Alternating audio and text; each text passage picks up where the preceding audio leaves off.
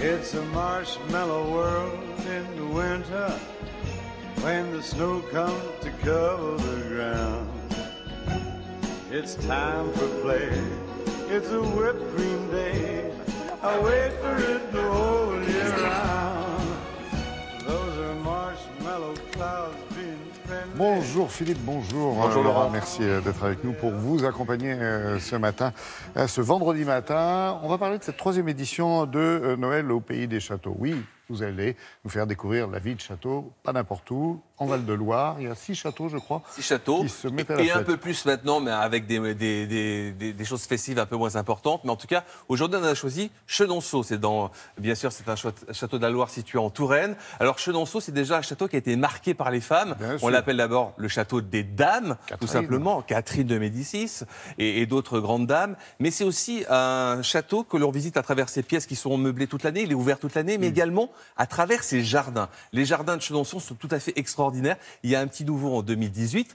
Alors, je vous propose, avant de découvrir les choses festives de Chenonceau, de découvrir les jardins, mais pas les jardins en plein hiver parce qu'ils sont un peu moins sympas, les jardins en pleine protubérance estivale. Vous allez voir, c'est extraordinaire. Il y a pas mal de jardins, aussi marqués par des grandes dames. Alors, avant de découvrir le Noël festif de Chenonceau, regardez ces jardins magnifiques et puis on plonge directement dans cette magie de Noël. Regardez. Chenonceau, c'est un écrin pour un monument.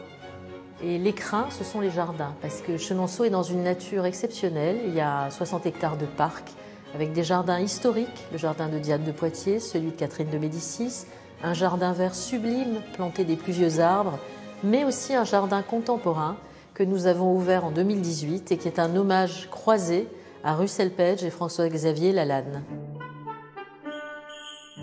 Nous avons décidé de rendre hommage à la femme la plus importante du château, qui est la reine Catherine de Médicis. Elle a créé ces 2 galeries, celle-ci qui est absolument sublime, la galerie du premier étage, pour y faire des fêtes mémorables. Et nous avons décidé de lui rendre hommage dès Noël, et particulièrement dans cette galerie qui est très connue, qui a inspiré Coco Chanel, un damier noir et blanc, etc. C'est une galerie iconique. Et on s'est dit que rendre hommage à Catherine de Médicis, c'était refaire un banquet dans cette salle de bal. Pour symboliser un peu les banquets de Catherine de Médicis, je souhaitais avoir beaucoup d'opulence, beaucoup de richesse. Tous les verres que vous pouvez découvrir ont des lignes de l'époque. Dans la chambre Catherine de Médicis, nous avons reconstitué une grande fraise symbolisant un peu la fraise de Catherine de Médicis. Il y a beaucoup de codes couleurs dans chaque pièce, donc on est obligatoirement imprégné de cette atmosphère. On sait que Catherine de Médicis a importé les agrumes en France. Elle les a importés de sa Toscane natale. Et donc là, un petit clin d'œil avec dans le garde-manger les citrons et également dans les offices, une pièce qu'avec des oranges et des agrumes de kumquat, etc. Le travail de l'atelier floral est quotidien puisque en permanence, toute l'année, puisque le château est ouvert toute l'année, le château est fleuri et embelli dans toutes les pièces avec des compositions florales.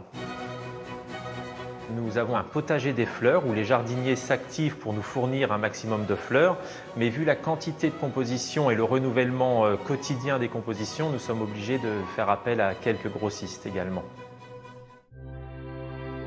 Nous avons également dans le château de Chenonceau des sapins, c'est avant tout Noël. Ces sapins sont très chargés, très opulents également parce que c'est un petit peu les madeleines de Proust de chacun. En fait, on aime les sapins lourds et chargés et bien formés, donc on retrouve cette élégance-là.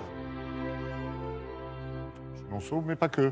Mais pas que, beaucoup de cristal évidemment dans tous les châteaux, parce que le cristal, ça habille toutes les tables. Alors, à Amboise, ils présenteront un Noël au fil du temps. À Chinon, c'est un sapin plutôt écolo, une déco écolo de récup, etc. Chiné à Chinon, c'est vous qui l'avez prononcé. À Zé-le-Rideau, un Noël gourmand. Chambord, alors Chambord, il y aura beaucoup de décorations aussi à l'extérieur, avec des sapins qui vont ouvrir les allées. À Langeais, Noël aux 1000 lumières. Et à Loches, c'est un chant de Noël autour de Charles Dickens. Donc il y a un programme très festif. Sur Internet, vous avez tout ça.